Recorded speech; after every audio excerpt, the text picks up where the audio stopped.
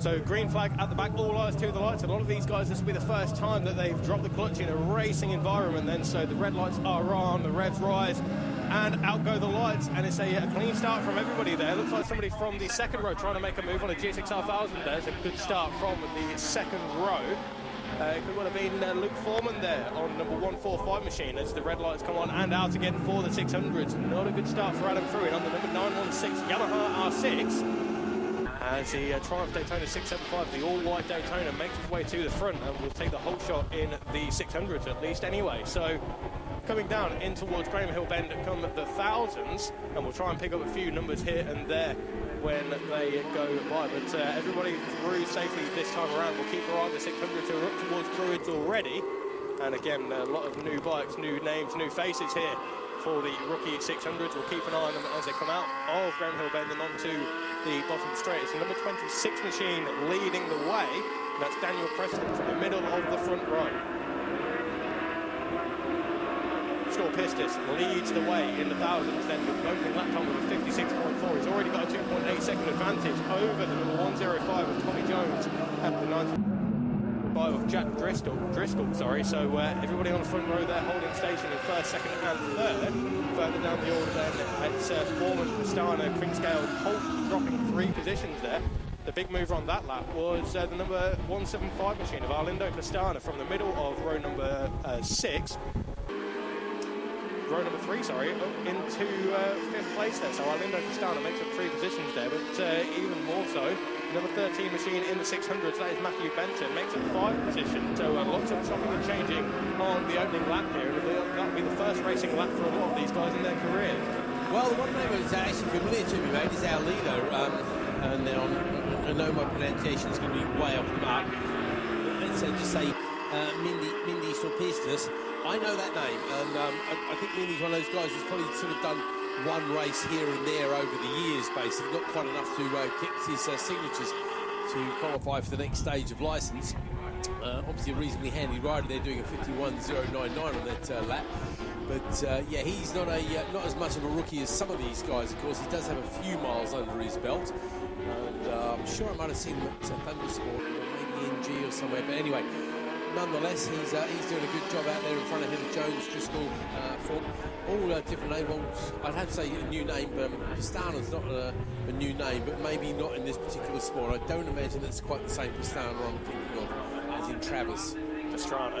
Pastrana, there's an extra R in there, isn't there? Yes, well done, of course. But no, Arlindo Pastrana, he's raced a few times with us previously. Yeah, no, you mentioned his first like I say, I don't think he's done enough to qualify for the because license. the trouble with a name like Stopustis, or indeed, now you mentioned his first name. It's not a Smith, is it? No, exactly, or a May, that's the one around here. Clint Scales, that's definitely a new name to me, so remember that one. Buguzzi, I've seen that name before as well. Ricardo Buguzzi, yeah. Ricardo Buguzzi, indeed. Russell March, Gosling. Gosling moves up 2 places on that particular lap and actually takes the lead in the 600s as well, so that's a good little bit of riding from him. Gray was the loser on that lap, going down by 3. Because the trouble is at this end of the season, Bradley, as you well know, putting in a good performance at this particular round. For some guys, this is their regular track. They're southeastern-based guys. They come to this track quite a bit, do some track days, things like that, and they put in some really impressive rides. And think, oh, this is a championship contender. But then we'll go somewhere like Cadwell Park, and they'll meet some of the guys who do Cadwell Park on a regular basis and get absolutely annihilated, won't they? The other thing to watch out for, of course, is the lap records. Well, we're not going to mention the 600 lap record because if you look in the programme, I would say if anybody breaks that today, I'm going to go and try and find a MotoGP ride, basically, because if you could do a 48-second lap or whatever it is in these conditions on a 600, then you are definitely MotoGP material.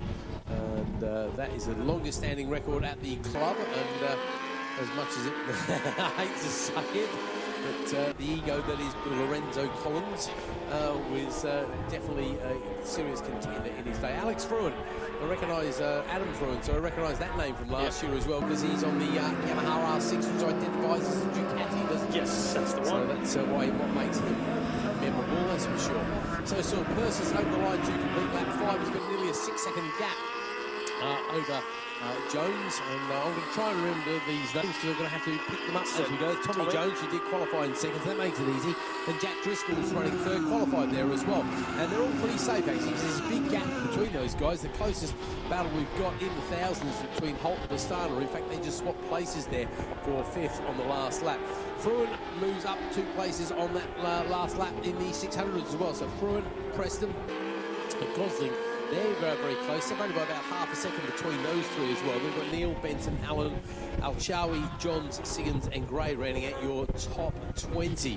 The 600 a little bit more popular than the 1000. We've seen that of recent years. I think people are realising that 1000cc bikes are not the best way to start your racing career, basically, because they are a bit of a handful. You're learning how to ride a bike quickly. And if you look at the lap times, well, you can see that the top 2, 51, 52, then we're into the 54s. So basically, if you're on a YPM and you could ride it properly, you'd be running third in the 1000cc class at the moment. So that shows you how little importance, particularly around Brands Hatch in the circuit, you can really place on the actual machinery. Well, and especially over the whole year as well, because if you remember, our rookie 1000 champion last year on a 750. Yes, exactly. Yeah, Dan Chamberlain, of course, was on a 750 and today as well, but not for very long. Poor old Dan. Poor Dan, yeah. He definitely decided to get some of his motocross skills in play there. So, where are we? We're looking for our leader, who is making his way to the line once more, actually. So 55 over the line. The yellow vest there indicating that he is a 1000cc rider. And he's starting to come with some of the slower riders in the 600 class as well. Looks like one of the slower thousands in front of him as well. So, as ever, we're seeing a big difference in performance and time. So some of the guys go around in a minute. He's going around about 52 seconds, so about 8 seconds quicker than some of the slower thousands there. Similar sort of time between the slower and the faster 600s. The fastest 600 on the circuit at the moment, I think, is Preston with a 53.141 there.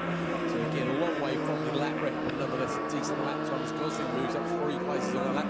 Pastana, unfortunately, dropping 4 as the 600 leading 600 battle through, and Preston and Gosling come flying by. I was watching Storm Pistis. They're trying to make his way through some of the slower riders there. Just tagged the handlebar of one of the 600s there. It was a little bit high mouth for a second, but everything's all okay now. But Storm Pistis definitely carving his way through the rear of the pack now.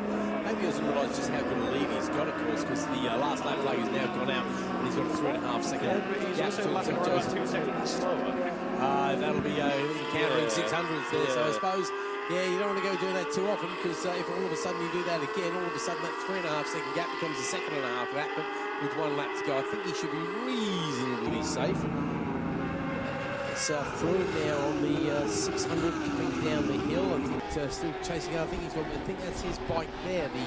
The Storm Pistis up towards Surtees and on towards McLaren's now as we speak. But from what I can see there is the all-black machine with the fluorescent front mudguard. Well, here we go. He's going to be the one with the checkered flag in front of him in just a moment, because here he comes over the line to claim the first win of the 2025 season. Now, whether this is a one-off appearance, whether it's going to go on with the rest of the season, we'll have to wait and see.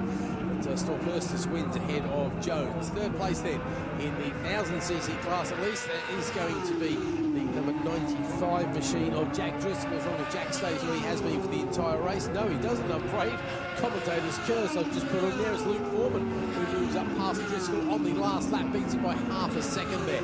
And then it's the 600s coming across the line. It is Adam Fruin who takes the 600 win just ahead of the number 26 machine. That's Dan Preston.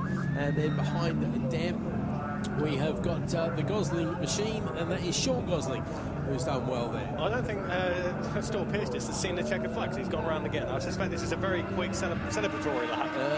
Okay. There he comes across the line again. Yeah. Well, to be fair, it does get a bit difficult if you concentrate